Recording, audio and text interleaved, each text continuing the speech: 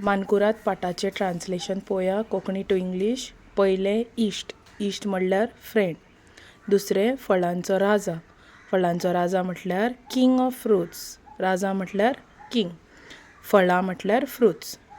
तिसरें उलयता. उलयता मिन्स स्पिकींग. भावडां सिबलिंग्स. नामनेचे फेमस. उपरांत प्रकार. प्रकार म्हटल्यार वरायटीज. उपरांत फळां. फळां म्हटल्यार फ्रुट्स. दुसरें पिकपाक. पिकपाक म्हटल्यार रायपन ओ टू रायपन. सरभोंवतणी म्हटल्यार अरावंड. ल्हान म्हटल्यार स्मॉल. भुरगीं म्हटल्यार चिल्ड्रन.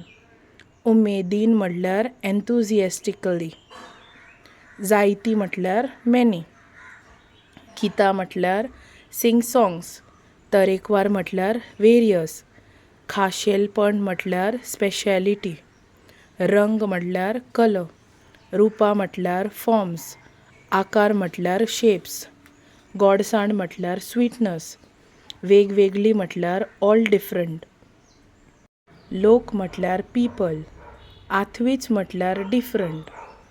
आवडटा म्हटल्यार युनीक. रूच म्हटल्यार टेस्ट. जिबेर म्हटल्यार टांग ओ ऑन द टांग. बाजारांत म्हटल्यार इन द मार्केट. मागणी म्हटल्यार डिमांड. तरेतरेन म्हटल्यार डिफरंट. ताव म्हटल्यार वेज. कांय जाण म्हटल्यार सम पीपल.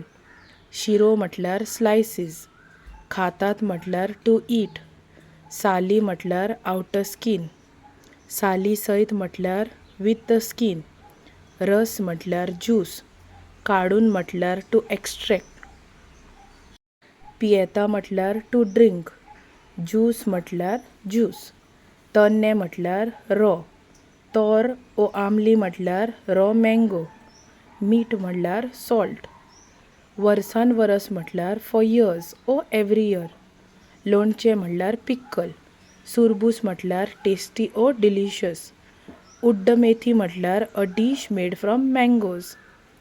आमट तीख म्हटल्यार साव स्वीट. चटणी म्हटल्यार चटणी. सरबत सिरप.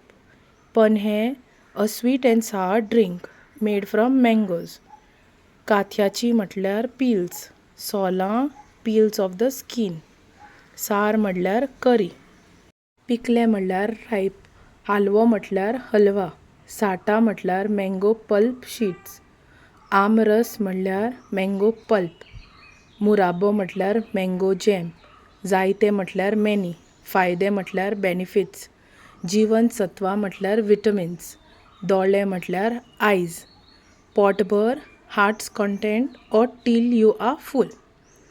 झाड पिके अमूर पिके आनी कुमेट पिके सगळे म्हटल्यार रायपन ऑन द ट्री.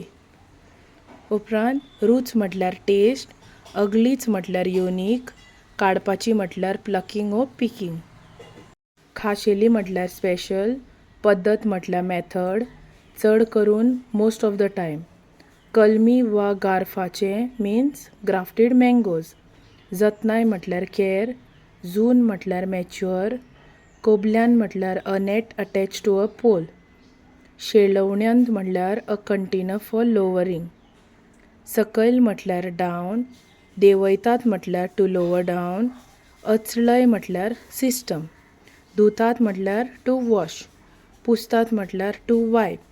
हारीन मांडून म्हटल्यार अरेंज्ड इन रोज. तुमी पयलें आसतलें आंबे बॉक्सांनी बीन पॅक करून गावतात ते हारीन मांडलेले आसता. पिकपा खातीर टू रायपन.